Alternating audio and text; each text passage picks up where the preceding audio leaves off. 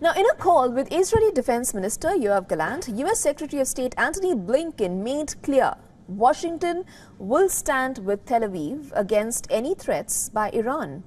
3 sons of Hamas leader Ismail Haniyeh were killed in an Israeli airstrike in the Gaza Strip on Wednesday.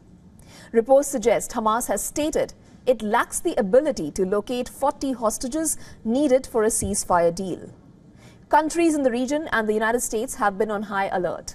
They are preparing for a possible attack by Iran in response to a suspected bombing by Israeli planes on the Iranian consulate in Syria on April 1st. Iran's supreme leader, Ayatollah Ali Khamenei, said on Wednesday that Israel must be punished, and it shall be for attacking the Iranian embassy compound in Damascus.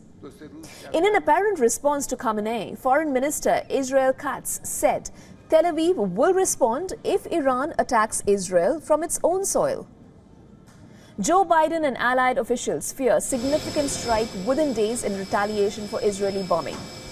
The U.S. president promised ironclad support for Israel. Biden's promise comes despite his public criticism of Netanyahu over the toll on civilians in Israel's campaign, especially after a strike killed 7 aid workers. As I told Prime Minister Netanyahu, our commitment to Israel's security against these threats from Iran and its proxies is ironclad. Let me say it again, ironclad. We're going to do all we can to protect Israel's security. Now, Hamas has reportedly told negotiators it does not have 40 Israeli hostages that it can release as part of a temporary ceasefire deal. Now, the assertion raised fears that more hostages might be dead than previously believed. In the 7th month of the war, Hamas wants an end to Israeli operations, withdrawal from the enclave, and permission for displaced Palestinians to return home.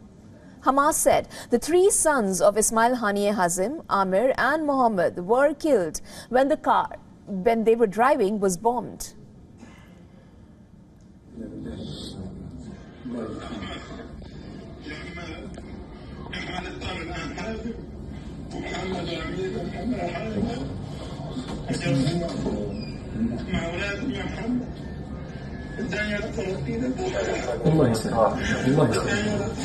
الله يسهل عليهم الله يسهل عليهم يعني ان شاء الله ربنا يسهل يلا معليش كمل ربنا يسهل ان شاء الله ربنا يرزقك ان شاء الله.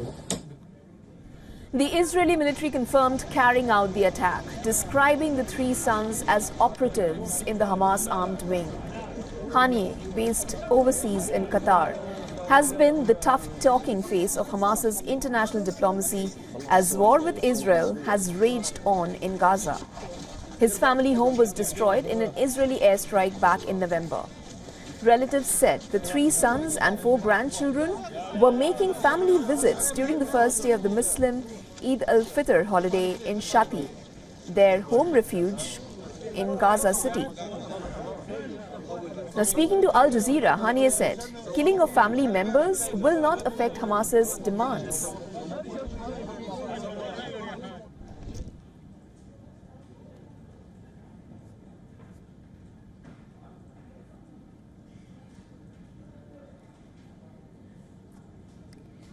Israel will open a new land crossing into the Gaza Strip designed mainly to facilitate deliveries to Palestinians of aid from overseas or neighboring Jordan.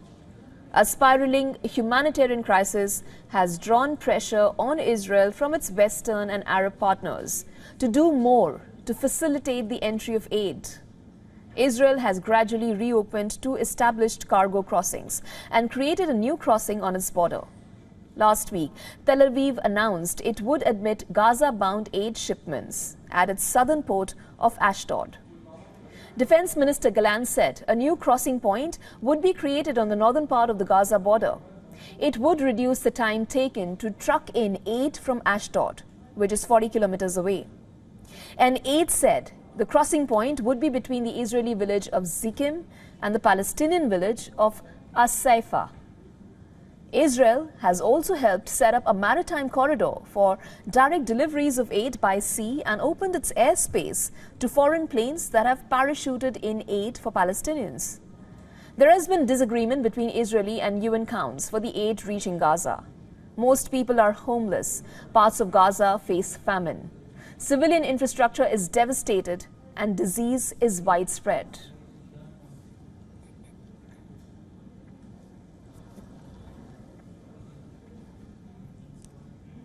For all the latest news, download the WION app and subscribe to our YouTube channel.